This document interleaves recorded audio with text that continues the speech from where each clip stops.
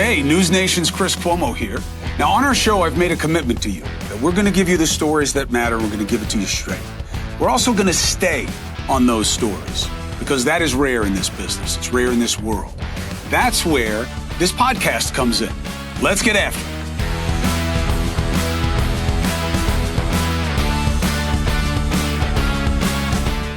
How can it be any kind of good on this Good Friday to get crucified? That's what this day is about. This is the paradox of the most holy day in Christianity.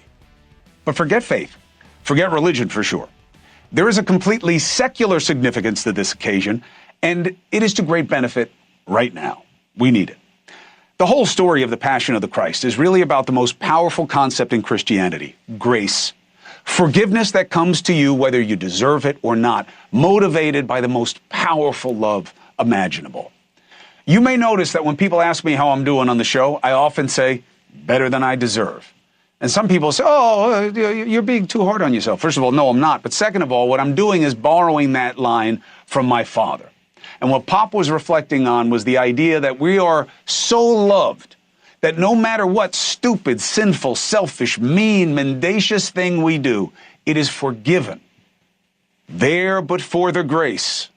You know that expression? Identifies the choice of Jesus to let himself be nailed to a cross and tortured to death so that our sins could be forgiven. What love, what generosity, what grace. So, how do we see it in a secular context? Just as clearly. Where is grace in society? You don't need to be divine to apply it, to show it, to allow it. Where is the forgiveness for the sake of allowing another chance, benefit of doubt, compromise, accommodation, of opposing ideas? You know, we say, boy, in America, they love a comeback story. They love a second chance. Yeah. But we also love to kill people and put them in a position to need a second chance and to take people that we oppose and make them demons. We are flying in the other direction of what I've been talking about. News shows are little more than gotcha fests. Even on here, I fall short way too often. Our politics, we're all about division. All the time. Damn the opposition. None of it even approaches the lesson of grace for Christians. And yet so many Christians are in on the nasty game on here. Total hypocrites. But even for those of you who don't ascribe to a higher power, what about the power of your own choices? To be part of a poison party or a tribe and think anything that is not to your side's advantage is a dangerous attack on the democracy. We are not an election away or a shift of Congress from one party to another away from better days. We've had all Democrat control. We've had GOP control. We've always been on the same path of dystopia because it can't be just about them. They are the result of our collective energy. It has to be you and me and how we live by our own lights and not defaulting to deference to party and groupthink.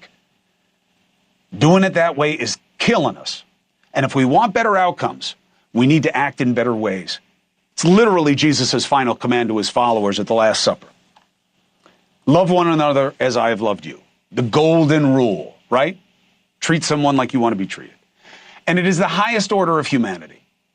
And it is in really short supply. If you can just tell yourself, let me listen without judgment tonight. I know I don't like this guy. I don't know like what this guest, what this, but let me listen. Let me listen. And see if there is a common concern that underlies whatever the disagreement is as to who's to blame or how to fix it. Only then can we, you and I, start directing our animus, our outrage where it belongs, not at each other, but at the established powers that are working at dividing us instead of serving us at our common concerns. I know this is the truth.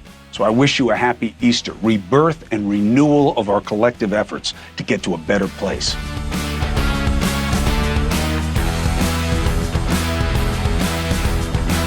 This is Chris Cuomo. Get my podcast, Let's Get After It, at newsnationnow.com or wherever you get podcasts.